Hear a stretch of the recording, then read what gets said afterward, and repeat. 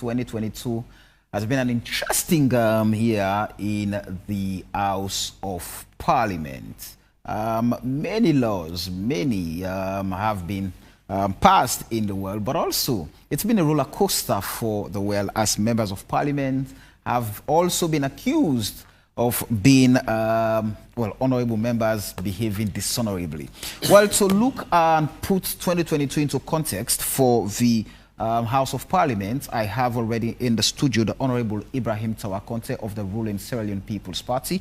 Honorable, good morning and welcome to Wake Up Sierra Leone. Samuel, good morning, Sierra Leonean. Right. Compliments of the seasons to every Sierra Leonean. Okay. We're with representative from the All People's Congress Party and media and political analyst Thomas Josephus Dixon to join the conversation. But let's start off, Honorable Conte. In your estimation, how would you describe the House of Parliament in 2022? It's a mixed bag. It's a year of complete different things happening in Parliament. It's a year of historic things happening in Parliament. It's the year when Parliament was able to pass the Gender Equality and Women's Empowerment Bill, which by itself is a significant step forward in terms of women's empowerment, in terms of women having the space to participate in politics, giving the tools for women to feel confident and feel comfortable in the political arena, and by creating a safe zone almost. And it is also a year wherein Parliament has shown that members of Parliament can go beyond formulating and crafting laws.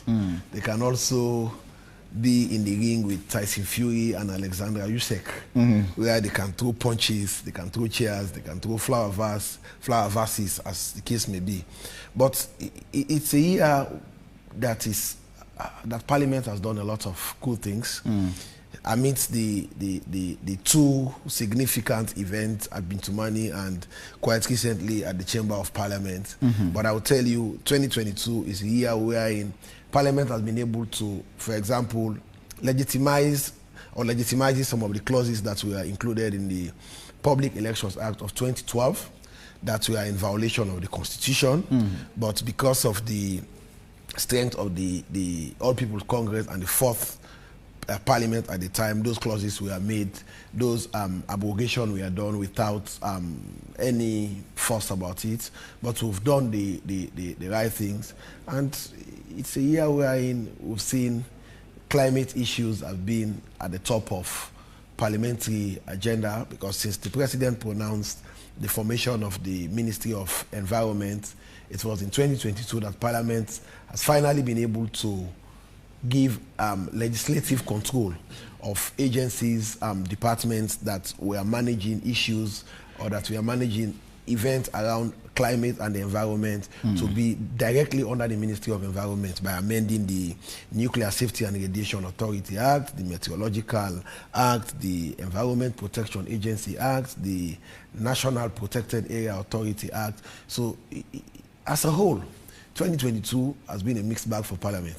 All right. We'll come to the specifics. Let me welcome Thomas Dixon. Good morning and welcome to Wake Up Sierra Leone, Thomas. Good morning. What picture would you paint of the House of Parliament for 2022? First of all, I want to use this opportunity to wish the members of Parliament happy Christmas and a prosperous New Year, knowing to the fact that they will be facing, some of them will be facing re-election. And owing to previous parliamentary cycle, most times when they face re-election, most of them will not return back. So we want to wish them a prosperous New Year as they prepare to meet the people. Coming to the issues, I think first of all, we have to understand the role of Parliament, which for me is one, legislation, two, representation, three, oversight. The function, three major functions of parliamentarians. And for me, in terms of legislation, I think they've done well, particularly in passing the Gender Empowerment Act. There are other good acts that they pass. However, we saw a situation in which a PR system was pronounced by the president and not parliament. But before that, it was taken to parliament, and even before the debate, the Speaker of Parliament said that there is no reason for them to debate it because it is in the laws of Sierra Leone, 1991 Constitution. So meaning the ground had already been set. In terms of oversight function, I think this parliament has not been doing well in terms of oversight function. Mark you, if you have a very strong parliament and they are doing very strong oversight work, you will see some things being done. And for the past 4 years, this parliament has not been able to look into the Auditor General's report. And as I'm speaking currently, last week, the Auditor General, the acting Auditor General, presented the 2021 audit report to Parliament. And up till now, it has not been laid in the well of Parliament for public to have, because it's when it is laid in the well, that is when it will go public, for us to be able to view it. And now there is this thinking that Parliament, as they've done to the audit report itself, they now want to stall this one so that we will not have, will not preview to some of the things that are in the audit report. But this year's Parliament will be described as, I would describe them as gladiators in suit. Why is that? You know gladiators. But these are gladiators in suit. We had 2 fights. We know parliamentary discussion, because it is bipartisan, can be hot sometimes, and it's not just restricted to Sierra Leone. You will see parliamentarians throwing stones. But what saddens me is the fact that anytime we have this situation, we'll see the police will be invited, and they will bundle some members of parliament out of the well. Some will be thrown out, and that will forever remain a scar. I think this is the first time the third time we are seeing police entering the well of parliament in our recent parliamentary history to throw. We've had stubborn parliament before. The 1996 parliament was very stubborn before. It was very bipartisan. And we've seen this one.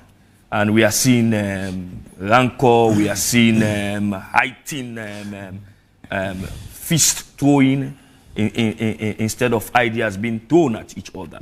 So this is what we are seeing in this parliament. And this parliament would also be described as a selfish parliament. Remember the Parliamentary Welfare Act, or a bill. It was in this year that a group of parliamentarians said that they wanted to be paid amidst the current global recession, amidst the current inflation in the country. They said they should be paid more than $2,000 or $3,000. They should be given wardrobe allowance. They should be given cars. And it was in that discussion that we are made to know that, in fact, this year some parliamentarians were given loan for cars. This is in the discussion that we are made to know about that. And instead of other parliaments, recently the United States Parliament passed the Inflation Reduction Act. Other parliaments are trying, because the global recession, they are discussing ways and means people can survive. They are discussing ways and means in which electricity tariff, for example, that is heightened, would reduce. They are discussing ways and means in which other things they will cushion the economic effects on the people. But our own parliament, in this year of global recession, decided to be very selfish. They were demanding that they should be paid, like the parliamentarians, not considering the GDP per capita of Sierra Leone. They were comparing themselves to the parliamentarians in Kenya. They were comparing themselves to the parliamentarians in Ghana, not considering the GDP per capita in Sierra Leone. And not considering, the worst of it is that not considering the present economic predicament of the teachers. Not considering the current economic predicament of the least civil servant. Now the government, the wage bill still remains 600,000. A bag of rice is getting to $1 million. And we expect a parliament that is people focused to discuss some of these issues. Because recently is when it is in this period of economic challenges that we had the electricity tariff increased. No member of parliament talked about it. Nobody talked about how that is affecting the people. And there are people who are selling cold water, ginger beer, surviving through electricity. And now that it has increased, it is affecting their income, their economic earning. So all of these things put together, these are the two things that I would want to describe the parliament. Gladiators in suit and a very selfish, rapacious parliament. Interesting. I mean, the other day when we had conversations here, members of parliament were referred to as deceitful disciples. But let's get to talk about the 3 constitutional mandates of the Sierra Leone Parliament. So Dixon mentioned, legislation, oversight, and representation. So first, let's talk about oversight. Many hold the view that if Parliament is robust and takes its oversight function seriously, there will be little or no need to have other accountability institutions in the state. And Dixon mentioned the audit reports that have been laying there with no hope of them being debated on. When this parliament was inaugurated, for its first year, we had issues of you members of parliament receiving monies for oversight, but none was performed. And oversight in its entirety in this 5th parliament is said to have been, it's a lot, forget about Andebo, we'll do it who they do. This is what you've given us 2022. Honorable Ibrahim Tawakonte.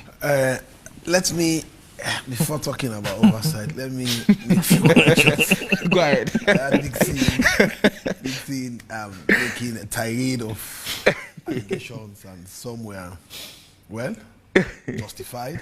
Others were maybe misunderstood. And one of which is the fact that he spoke about the fact that members of parliament had received a loan. Yes, indeed. We have taken out a number of loans, different loans. We are taking out loans on our rents. We are taking out loans on our sitting fees. We are taking out loans on our facilitation fees. We are taking out loans on our salaries. That is the state of the Sierra Leone parliamentarian. The state of the Sierra Leone parliamentarian is that it is but ideal that the Sierra Leone parliamentarian goes to an international conference with other parliamentarians across the world. He should dress shabbily, but he should be looking at others and is representing Sierra Leone. So the money that we took out from the Sierra Leone Commercial Bank was not given to us by government. It was taken out of the same salary that we use, that the people expect us to construct bridges. It was taken out from the same salaries that the people expect us to pay school fees for their children attending private schools. It was taken out from the same salaries that we use to support women and women's activity.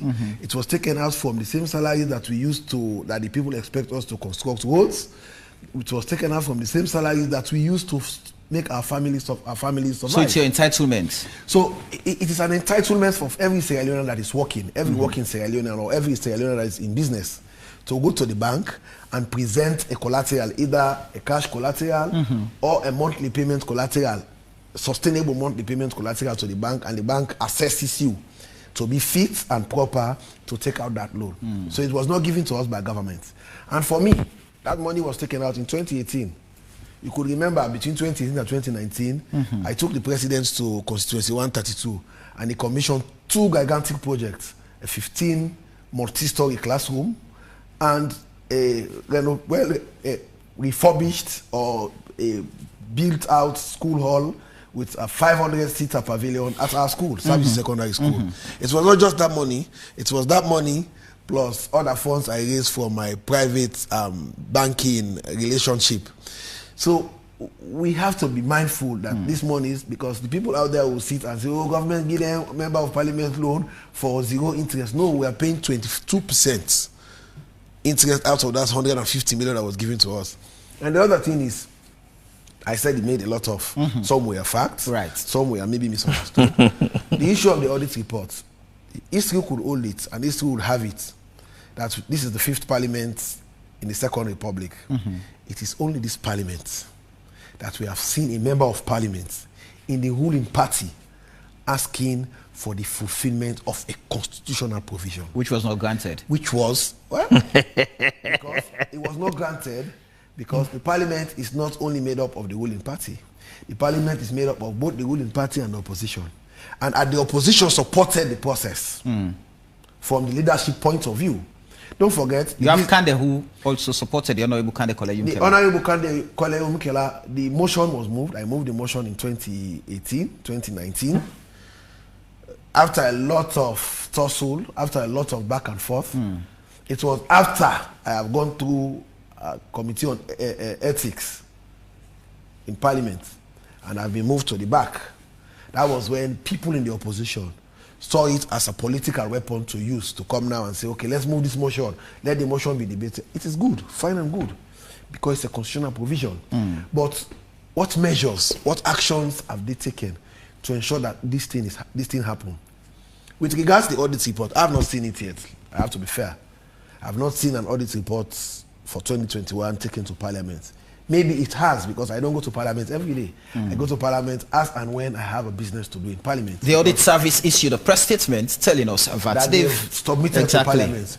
And you look at the timing as well. If the report was submitted in the last 2 weeks, you would understand that it would be difficult to factor the audit, the laying of the audit report in the other paper. Why is that? Because we have been busy for the last 2 weeks with no parliamentary sitting, working in sub-appropriation committees, because the budget is with us. And the law holds it that when we are dealing with the budget, you don't bring any other item on the other paper. That's what the parliamentary standing order says. So it will be very challenging for us to leave the budget and say, okay, let's include the audit reports in the other paper. That is not the parliamentary process. To say we are gladiators in suits, I can subscribe to a large extent. Which can pass? Which can pass as gladiators, I would say gladiators in suits across Africa. Because in Senegal, it's not unique to Sierra Leone. It's not unique to Sierra Leone. So we've seen parliament even in Ukraine before the war. We've seen parliament in Europe where people will move from ideas to fist. So it is not a unique situation in Sierra Leone. The only thing that is different in Sierra Leone is that we do things that maybe goes beyond what happens in other countries. For example, we tend to target people personally. I was never involved in any of the parliamentary rancors, whether it was at Bintumani or the current one. I was seated quietly in my seat. Somebody from the gallery threw a bottle right on my seat. I did not mean for the fact that my attention was drawn by the Honorable Jockey on a discussion.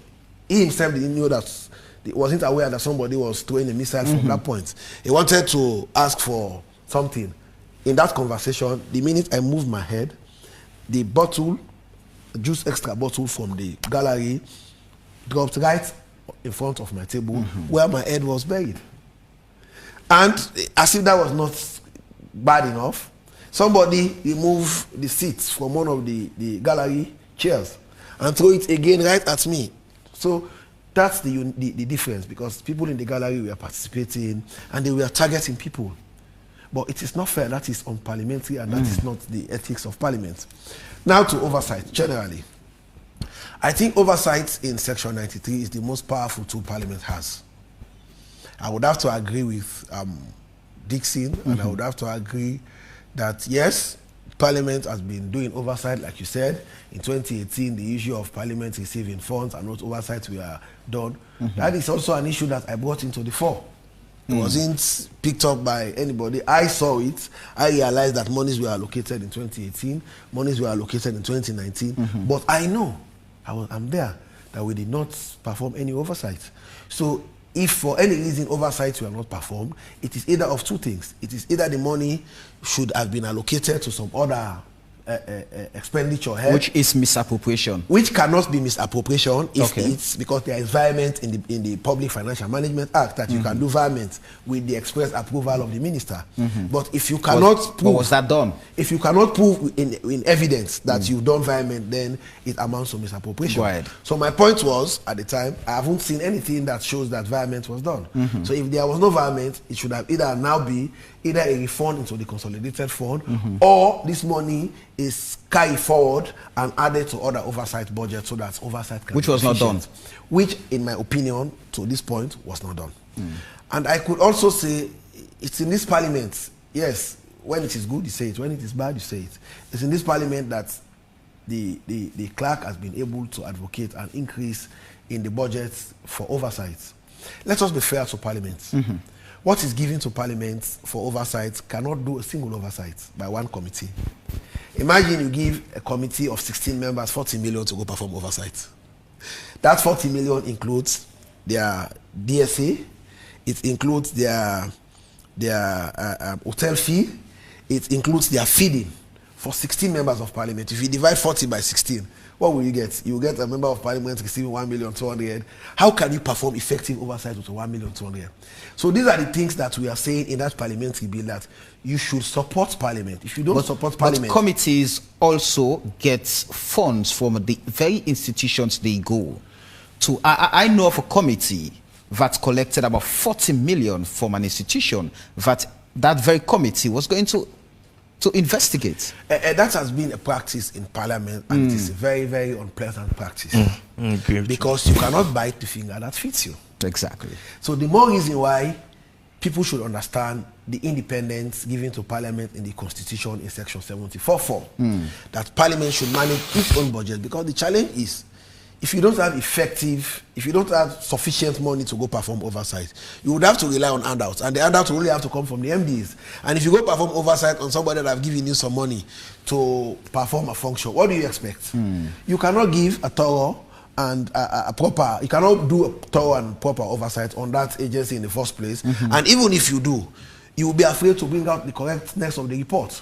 So oversight, I would agree, is one thing that Parliament needs to improve on, but Parliament can only improve on oversight when the oversight funding is sufficient for it to do that. Because at the end of the day, we approve budgets.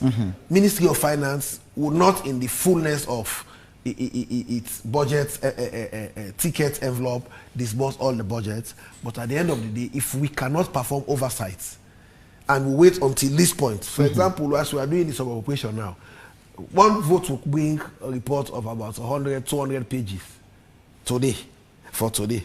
What can I do with 200 pages for today?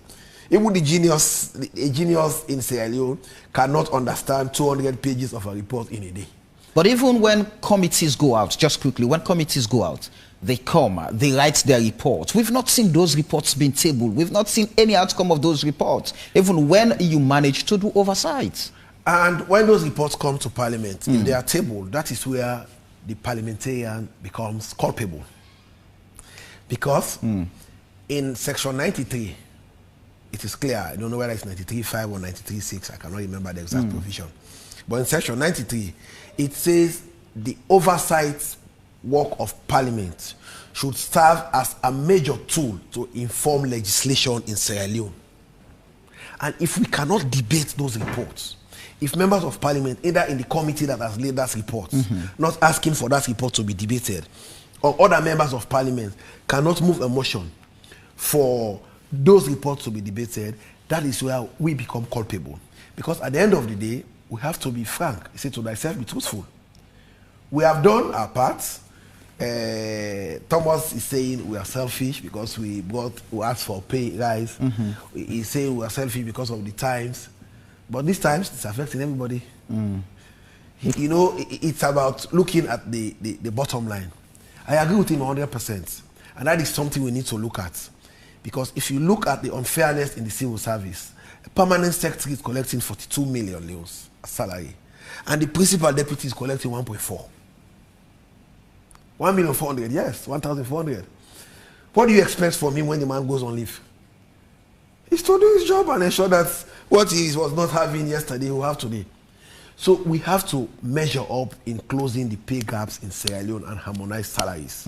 Because at the end of the day, the same person on grade 14, members of parliament are on grade 13 or grade 14, I cannot remember. There are other people in the civil service on grade 14 that are collecting 60, 70 million. Members of parliament are on grade 14, we are collecting 21 million. Let us be open so people understand what we take home. It means honorable members are wealthy. We should be coming, but continue to stay with us. Continue to stay with us.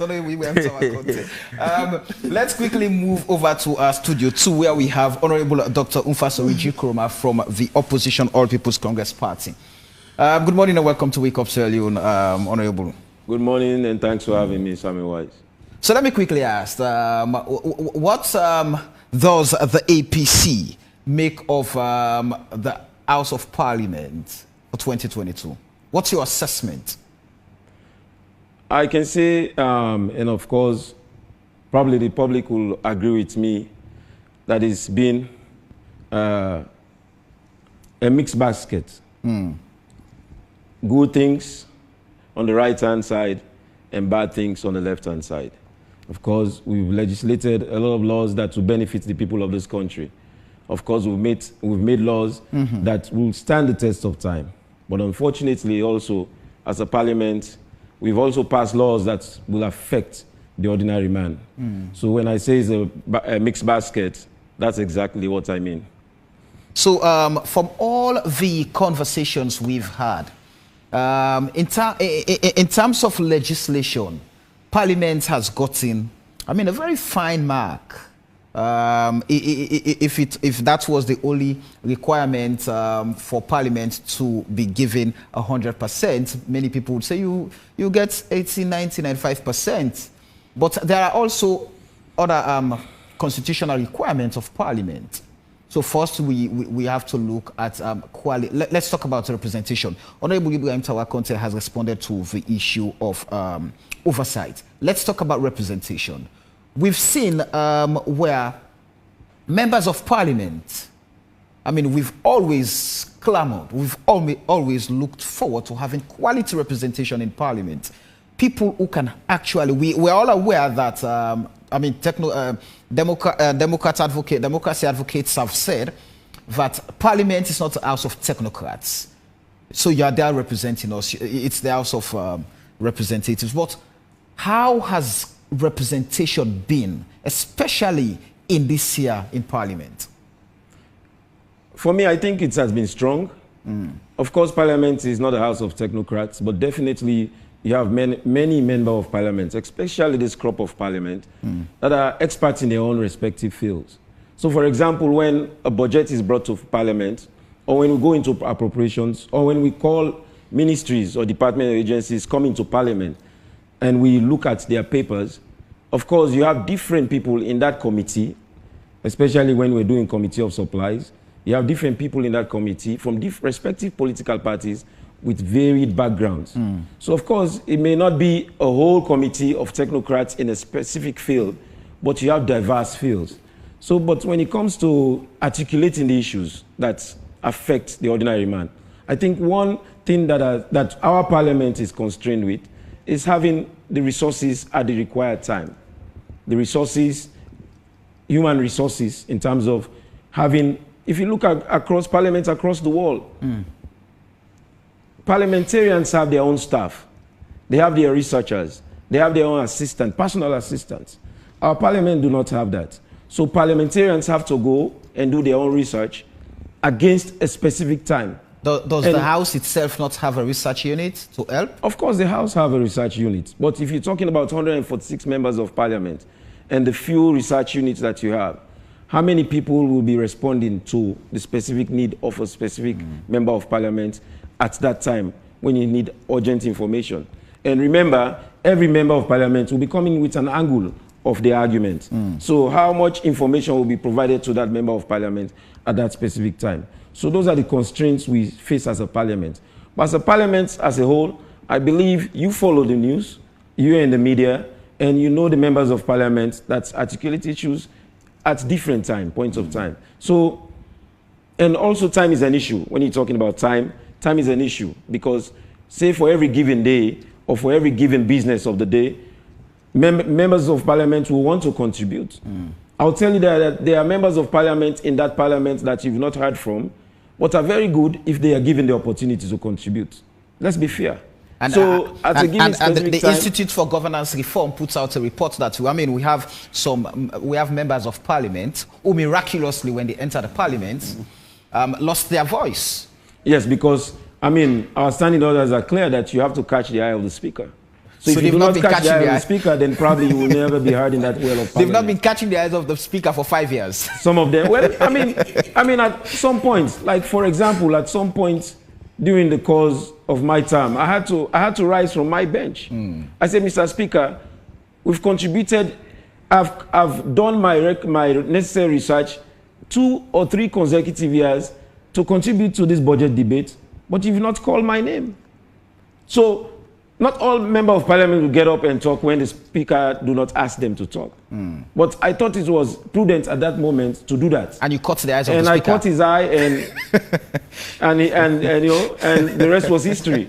At least now and then he will call me to talk. So you see, so specific people you see consistently contribute to debate, not necessarily mean that they are the best in parliament, but they have the eye of the speaker, so they will continuously. Are they being favored? Is that no? But if the speaker is comfortable with you, that's just life. Okay. If he's comfortable with you, then he believes that he knows what angle you'll be coming from, and if he doesn't know a specific member of parliament, he probably doesn't know what angle you're calling from, and he will not be too curious to learn what you have to say at that specific day on that specific item on the paper. That begs the question, out of curiosity, when you mentioned describing parliament, as a mixed bag or mixed basket. Yes.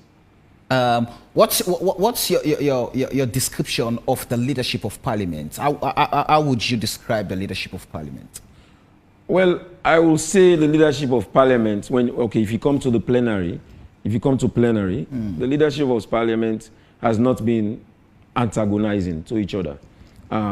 You have experienced people from both sides or all sides, because when I say both sides, then I'll be talking about SLPP and APC only.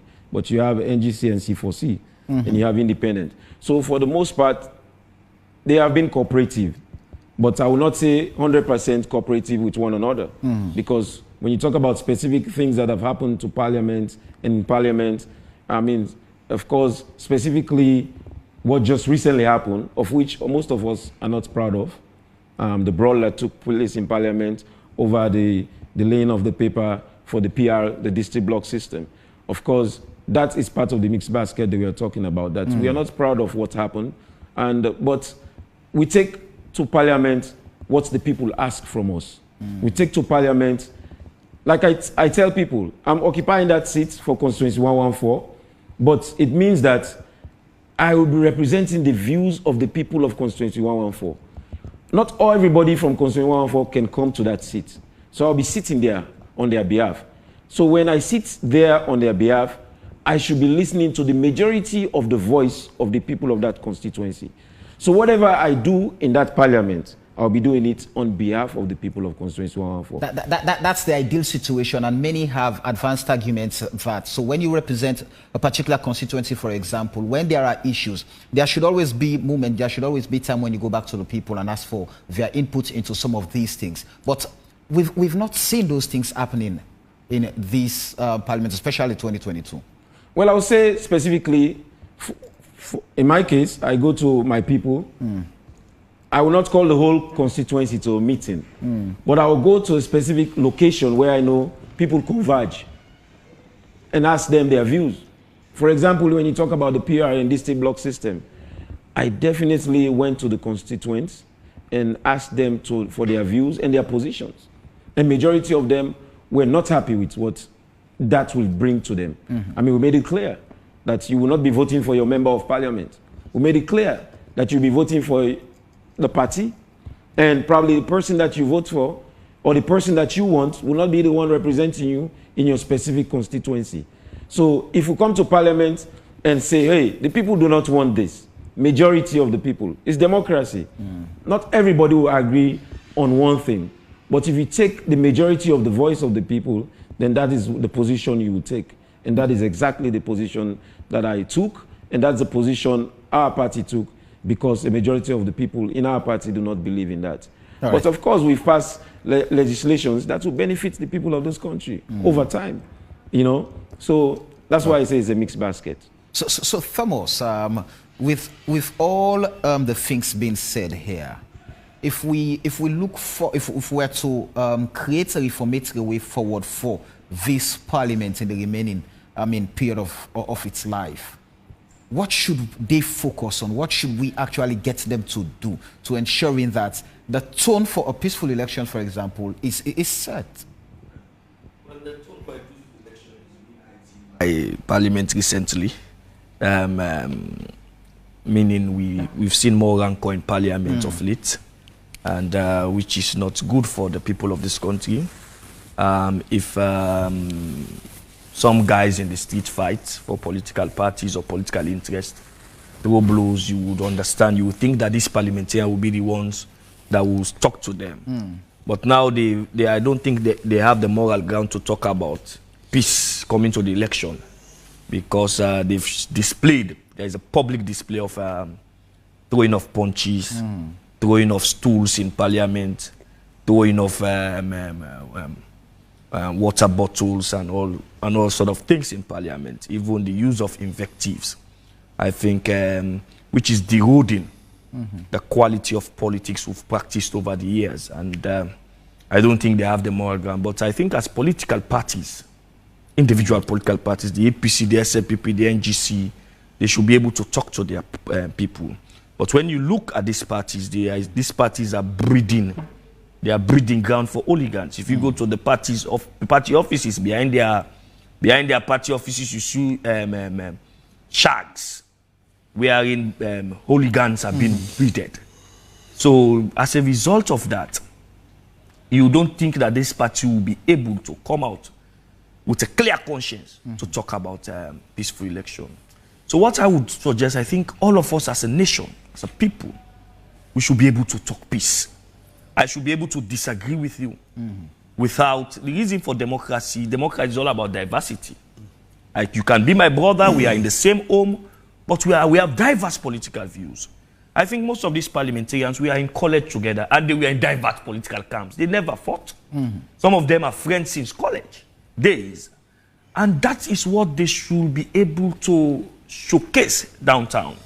But what happened recently in Bintumani, at the Well of Parliament, I think it's an embarrassment to Parliament. I think the most important function of Parliament going forward, because the time is too short for you to say you are going to reform this Parliament. As I said in my introduction, by next year, all of them will be, now that the goalpost has been shifted to the political parties. Well, it has not been shifted. It has always been the political parties giving symbols to people. It has not been shifted, but it has been rather strengthened that the political parties are now going to be given symbols. So some of them will be lobby secretary generals of their political party. Some of them will be lobby.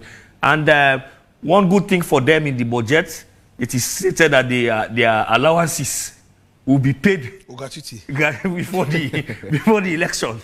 So I think it will be good for them to do their lobbying to get symbol again. Going forward, I think we need a parliament that will be strong on oversight.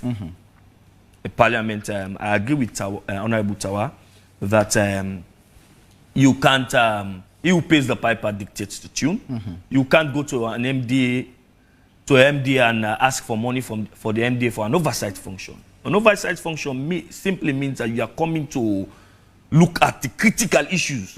If that MDA has given you money, you won't be critical.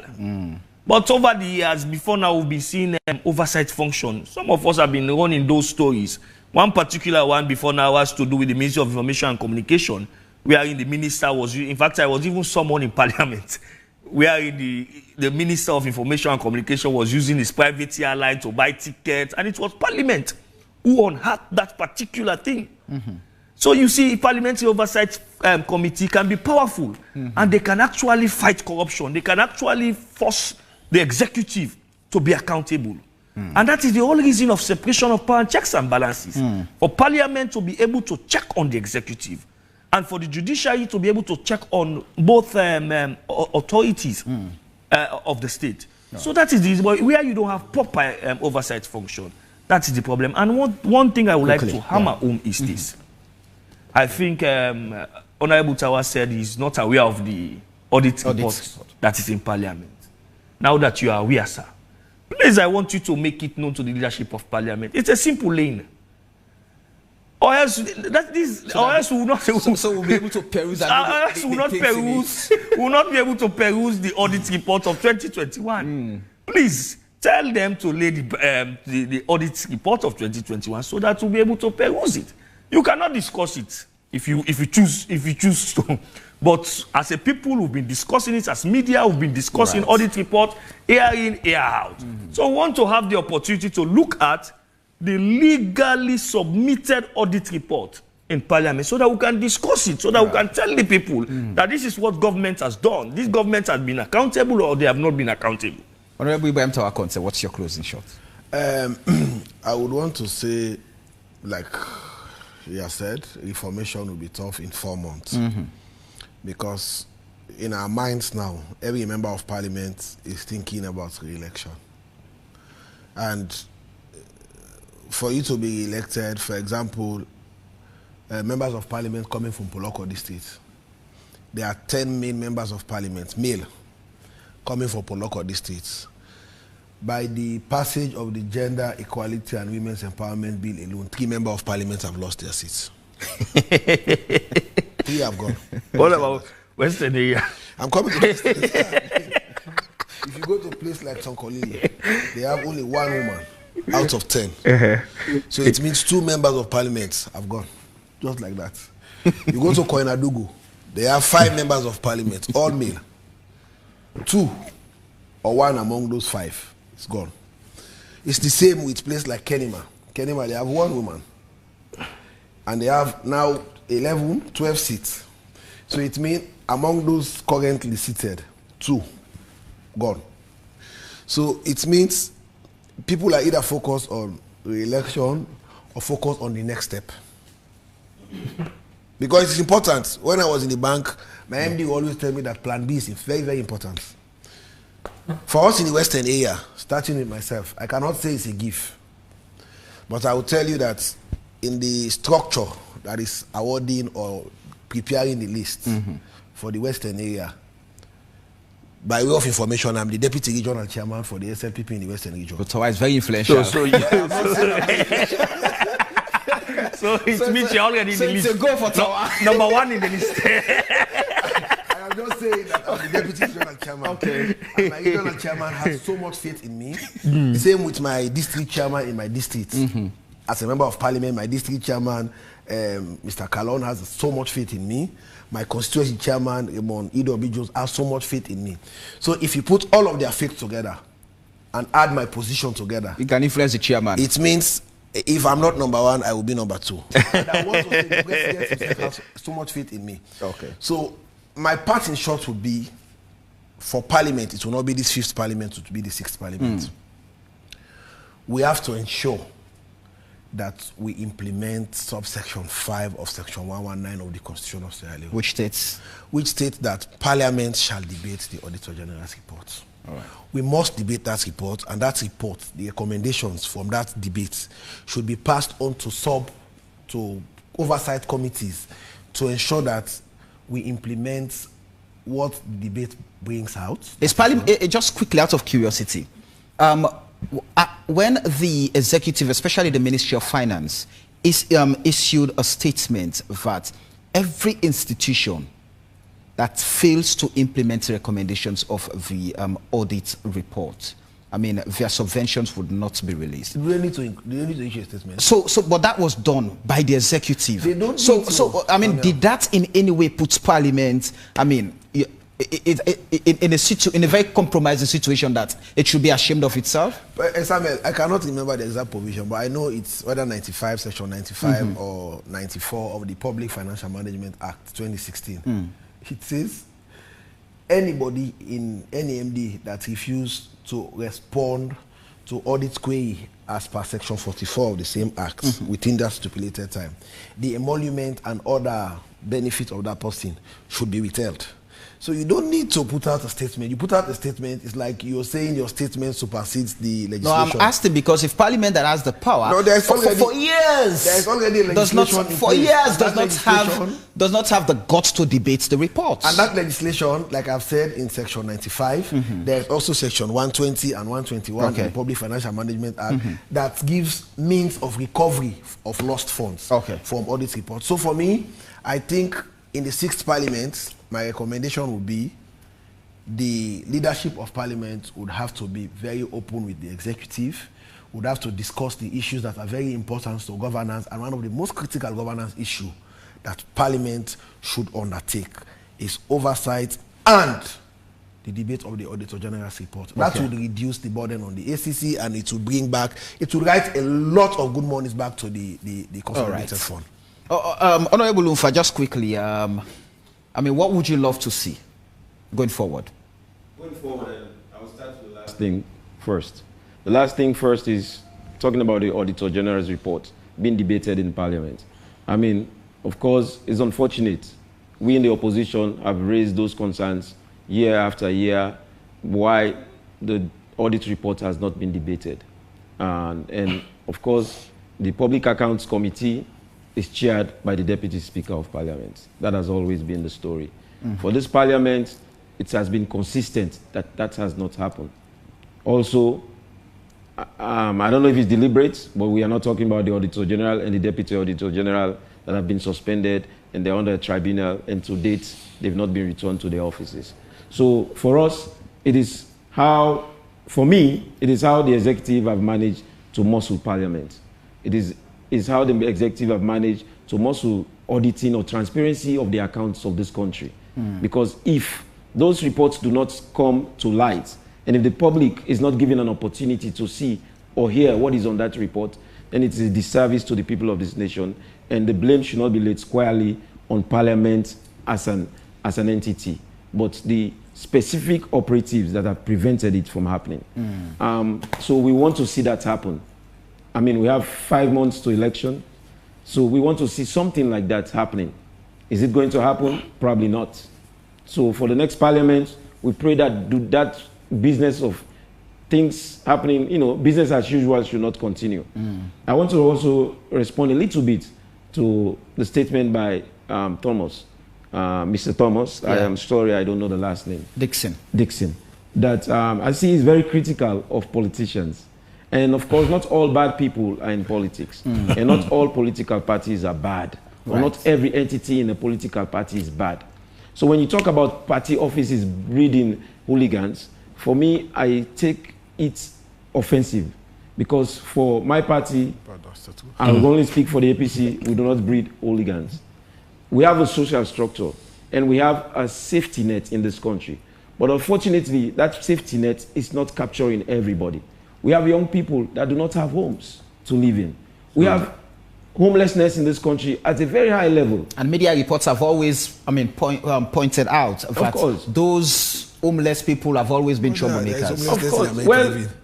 So party office should be transformed. Homeless people are not happy with their lives. So they are disgruntled, and the party offices is a safe haven to just to lay their head. To house troublemakers. To lay their head. I mean, to lay their head, or even provide social services for them. Provide food for them. We have people that are not in party offices causing an mayhem in communities. You have to be honest about that. So you cannot say party offices are breeding grounds for hooligans.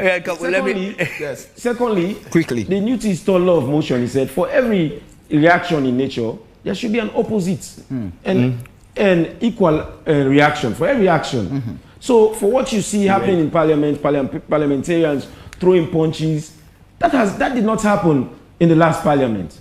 Why did that not happen in the last parliament? We have to ask ourselves those questions. Because have they passed laws in those parliaments that are very, very controversial, that will affect the people of this country in the way that the PR have affected the people of this country, in the way that the public elections have affected the people of this country, in the way that the census, in this context, when we discuss the parliament, we're not discussing APC versus SLPP, we're discussing the House of Parliament. Yeah, but you should know that it's clear. You should know that every time there's a fight in parliament, the first time was when parliamentarians were removed to install a speaker. The second time was when the midterm census was going to be passed. It had been to money. The third time is the Public Elections Act. Thank you. And the PR and block system. So those things are contentious issues that have affected the people of this country. That provoked the reaction. Provoked the reaction because it goes against the spirit of the people of this country. Quickly, I think it will be disingenuous for a political party that has ruled Sierra Leone for over 10 years, more than 10 years, telling people that people are homeless and your solution is not to build houses, affordable houses for them, but to open your political parties. There should be an office. A conversation for another day. Yeah, so to open your political parties for them to come in. It will be disingenuous. Conversation for another day. It will be disingenuous. Supporting my brother. The Bible say for foxes have holes. It's a birds of the air have nests. So political oligarchs have political parties. So political ambitions are the same family. Thank you very much, gentlemen. It's been a pleasure having all three of you here this morning. And this is where we end today's edition of the program Wake Up Sierra Leone.